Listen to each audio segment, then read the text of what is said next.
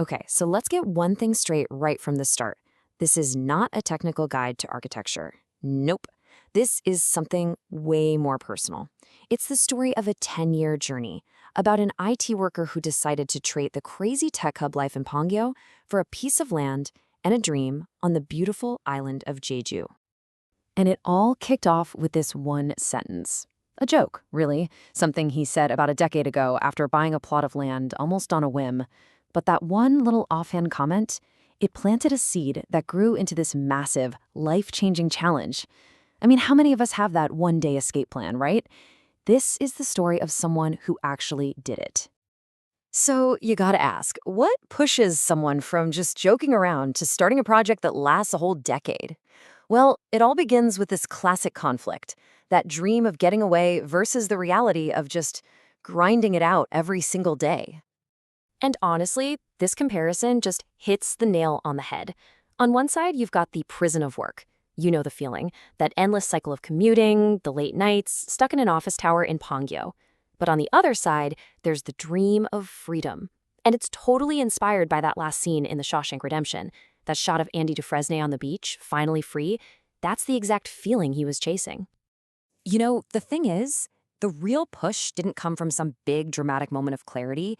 It was the little things.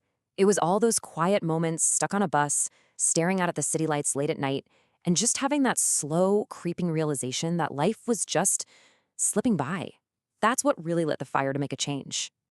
All right, so let's see how this all builds up to the next phase, the 10-year promise. This is the point where that fuzzy dream starts to sharpen into a real plan, and it all comes from one single decision. 10 years. I mean, just let that sink in for a second. This wasn't some weekend project or a quick decision. We're talking about a long, slow burn commitment that all started the second he signed the papers for that land in Jeju pretty much on a whim. And that's really the heart of it, isn't it? That joke, the day I get fired is the day I leave for Jeju. Well, suddenly, it wasn't a joke anymore. It became this anchor, a promise he made to himself. It was like this dot on the horizon that he was going to spend the next decade navigating towards. But of course, we all know that turning a dream into reality is never, ever a smooth ride. This next part really gets into the emotional core of the project. It was a total roller coaster. And the author is brutally honest about how tough it was. This was no fairy tale. It was hard, so incredibly hard that the thought of just giving up and walking away wasn't some fleeting thought. It was a real, recurring temptation. The whole experience was really two things at once. On one hand, you have this terrible reality, filled with setbacks, stress, and all the challenges you'd expect for someone who knew nothing about building.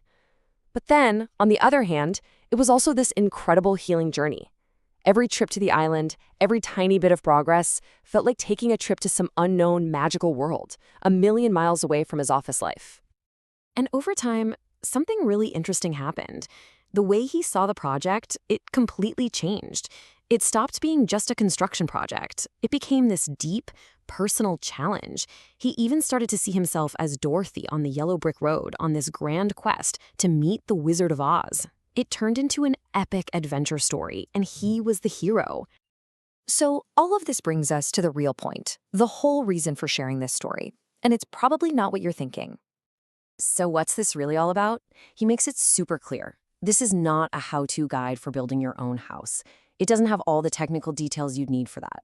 What it is a record of a struggle. It's meant to give just a little bit of courage, a little bit of hope to anyone else out there who's got a dream they want to chase, no matter how impossible it feels. At the end of the day, this is a story about a massive dream, but it's a dream that is completely grounded in, well, in what he calls a terribly realistic reality. It's proof that dreams don't just happen. They're built brick by brick through a ton of hard work, perseverance, and just facing reality head on. And that really leaves us with one last thing to think about. The house in this story, it's a metaphor, right?